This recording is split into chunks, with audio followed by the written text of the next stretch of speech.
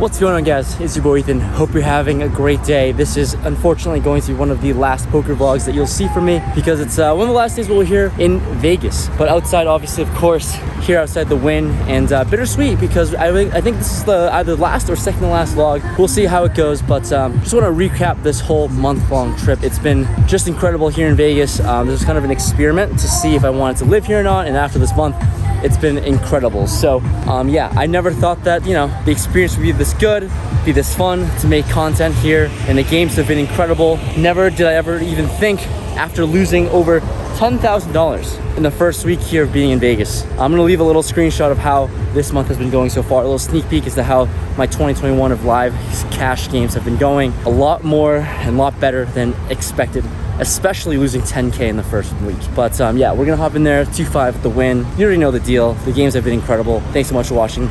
Let's get into the hands. We've got some monster hands in this video, and starting things right off the bat with pocket 10s in +1. There is an on-the-gun player who opens it up to $15. Player to my right seems a little bit reggy. He started with about $1,500 deep, so also playing $1,500 deep, I put in a 3-bet and sized to $50.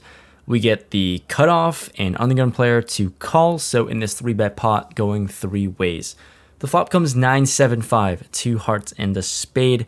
Action checks to me, with pocket 10s having an overpair on the board. Definitely need some protection here, so I size up to $115 with a continuation bet.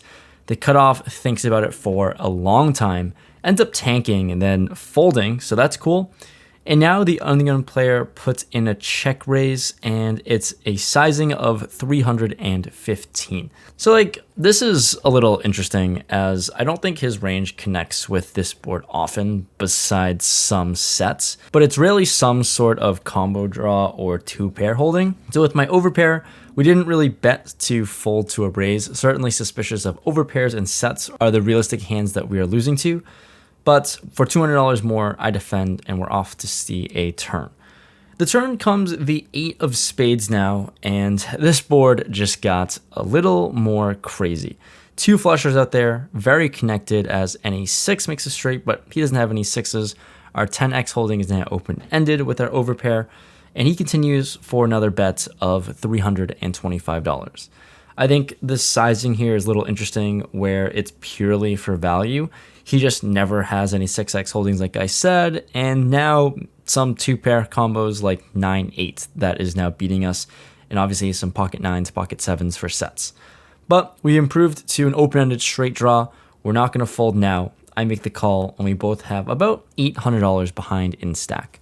Let's go to a river, which is the king of diamonds. Sadly, we don't improve, as that easily would have made our life easier. And now he checks to us, and this is just all around very confusing. What a hand to start the session. I mean, I'm very confused whether I should be jamming as a bluff or checking back with showdown with a pair of 10s.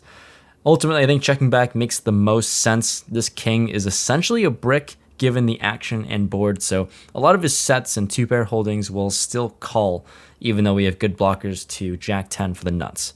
Anyways, I check this one back. This player shows us a 9. Didn't get to see the other card, but his 1-pair 9s are no good. We show pocket 10s and scoop a really big one to start, so all around, super interesting hand to be a part of. I'd love to hear your comments about this hand, about how I played it, how you would have played it, and what you think the right line would have been in this spot, but happy to take it down. Would love to hear your thoughts. And the next notable hand, pocket deuces in middle position. There's an on-the-gun player who opens to $20. I'm certainly going to call to set mine here with a pocket pair. The player to my left and cutoff call along as well, so multi-way. The flop is 3-5-4 rainbow. Not exactly a set, but this seems okay, as we do have an open-ended straight draw. The on-the-gun player puts out a bet of $40. A half-pot bet on this board smells like a feeler bet to see where he's at, and maybe an overpair, but I'm not going to fold this one. I'm open-ended. I make the call. The player to my left thinks for a while and ultimately makes the call as well, so certainly have some alarm bells going on, as he's a solid player, and overcalling on this board texture seems very strong. And now the cutoff player also comes along as well. So 4 ways to the flop turns into 4 ways to the turn. The turn comes a 5. Now the undergun player checks to me. And I think we can go either way with a check or bet, take a stab at this pot. And when it's close, obviously, I'm trying to put more money in the middle. I go for it and bet out $100. I can easily have 5x holdings here if I have pocket deuces or maybe even as strong as a straight.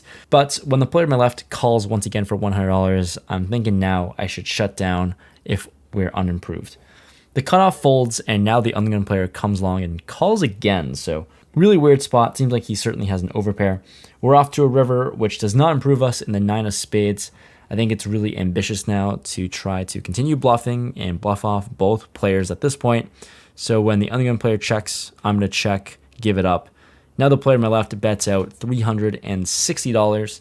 The undergun player now reaches for chips and calls. We're so out of this one, but at least we get to see some showdown. The player on my left shows us ace deuce of diamonds. Undergun player mucks, probably had some sort of overpair. And correct, we certainly were not getting that bluff through as the player on my left flopped the wheel. Getting put in some really tough spots early on. This hand's no different with king 10 of spades on the button. There are 2 players who limp to the hijack who raises to $30. We're on the button, so in position here, I don't think we need to 3-bet. I just make the call, the big blind, and both limpers call as well. So once again, multi-way to a flop. The flop is king 10-6. 2 pairs pretty good, but it's all diamonds. So with 3 diamonds out there, not great multi-way. The second limper now actually leads and donks out for $115. The hijack who raised pre-folds, and we have top 2 pair. Definitely not folding this one. Gotta defend it. I make the call, and everyone else folds. So we're off to a turn, which comes a black 8. All things considered, pretty inconsequential. If he has 9-7, that seems really unlikely. And for a second time, he bets out $320. So it's about half of his remaining stack, as it looks like he has $350 behind. Realistically, I just hate this spot. I think most recreational players taking this line is usually just never bluffing for a majority of their stack. But at the same time, our hand is also pretty strong as well. So sitting between a rock and a hard place right now, I'm pretty much thinking of folding or jamming. And when I think there's a reasonable chance that we're ahead, maybe you can have king X with a diamond, king queen, king jack. Pretty much just gonna go for it. I go with the route of putting chips in, so I decide to jam, and he doesn't fold. He makes the call pretty quickly as expected. I don't love the situation, but we're off to a river, which is a queen.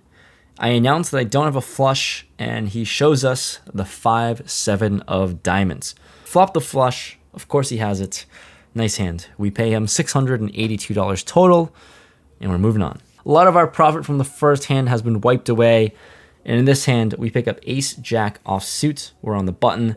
There's a +1 player who opens $20. Hijack makes the call. We're on the button, so I call. Big blind calls as well. Multi-way, the flop comes jack 10-9 rainbow. Action checks to me, and on such a wet board, we've got top pair, top kicker. Think we can go either way with a check or bet, but you know, it's close. I bet. $30 to go. The big blind makes the call, and now the player in +1 check raises to a large sizing of 180. So we think we have a pretty tough decision to make, but not so tough when the hijack decides 180 is not big enough. He 3-bets to $400. I couldn't fold this one any faster. It's a snippety snap fold. Everyone else folds as well, and the hijack takes it down, so looks like he probably just flopped the nuts with king queen. Nice hand. This hand gets pretty dicey, as if we haven't been in dicey situations already today. With queen 7 of clubs in the big blind, there's an undergun open to $15. 3 players make the call, and onto me. So much money in the middle. We have a suited queen for $10. It's good enough to see a flop out of position. Well, when the flop comes 10-9-5 2 clubs, pretty good for us with the queen high flush draw and some backdoor straight draws. So when action checks to the hijack player, he bets out $45.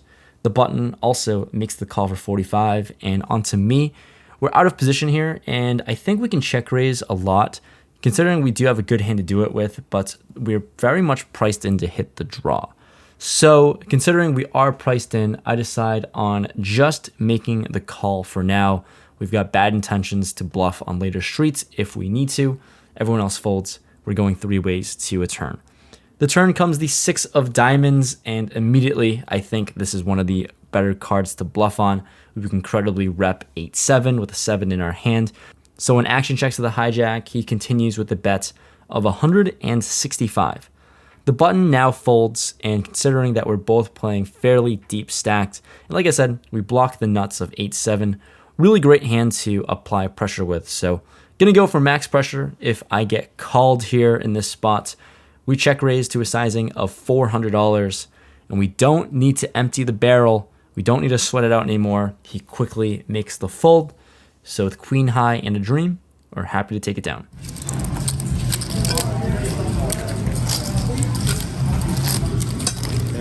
The very next shuffle and deal, we look down at queen jack of clubs in the small blind. There's one player who limps, and the player on my right on the button, he raises to $25. We're playing out of position against him, and I'm just gonna raise here. Always like taking the aggressive route when it's available to me. So I 3-bet to $100. Action folds to him, and he makes the call. Looks like a player who's been playing a pretty wide range so far. We're gonna see a flop when it comes 10-9, 5, 2 spades. We've got an open-ender to the nuts and some overcards. Definitely gonna put out a bet here out of position. I size to $125, and he likes his cards enough. He makes the call for 125. Off to a turn, which is the queen of diamonds. So we've improved to a hand with showdown with top pair, and on a much more connected board, I feel like some sort of pot control makes sense. I just feel like I should be checking this sometimes, and this player also bluffs a lot as well. So I just check, and as obliged, he bets out $300. Pretty large sizing, and we're gonna be playing another pretty big pot. I'm not gonna do anything but calling here as played.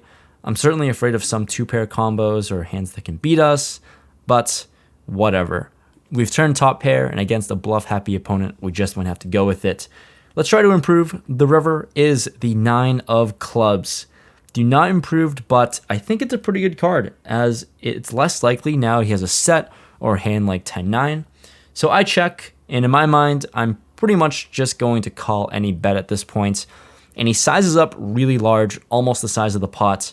He bets out $900. And yeah, I kind of like the bigger sizing, as bluffs would try to maximize fold equity. Pretty easy decision in my head here, as I already talked myself into calling. I toss in a chip for a call, and he looks pretty reluctant to show. But ultimately, I end up seeing that he had Jack-7 of hearts. We're going to show the Queen Jack of clubs and win another massive one.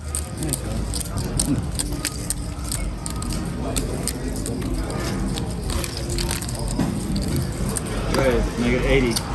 For the last interesting hand of the session, we pick up the hand that everybody seems to love. We look down at pocket jacks, and we're in the small blind. There's a +1 player who opens to $25. He's playing super deep. There's a player in the cutoff with the shorter stack. He 3-bets, but to a sizing of $60. It's really small, and now action is onto me.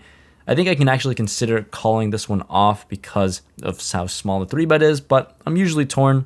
I hate calling in the small blinds, and I hate 4-betting this hand out of position into 2 other players involved. But once again, you know, the aggressive route is always an option, and we go with it. I put in a 4-bet and size to $200. The player in +1 thinks about it and folds. Now the cutoff puts in a 5-bet. What our buddy Mariano would call a re-raise to $400. It's a min click. Min raised it, and the issue with this one is that he only has about $550 behind, so there's not a lot to play for, even though we're given a great price to set mine, as we already put in $200. But it seems just far too likely that I'm beat. Actually, I'm actually 100% sure that I'm beat with pocket jacks facing a 5-bet here.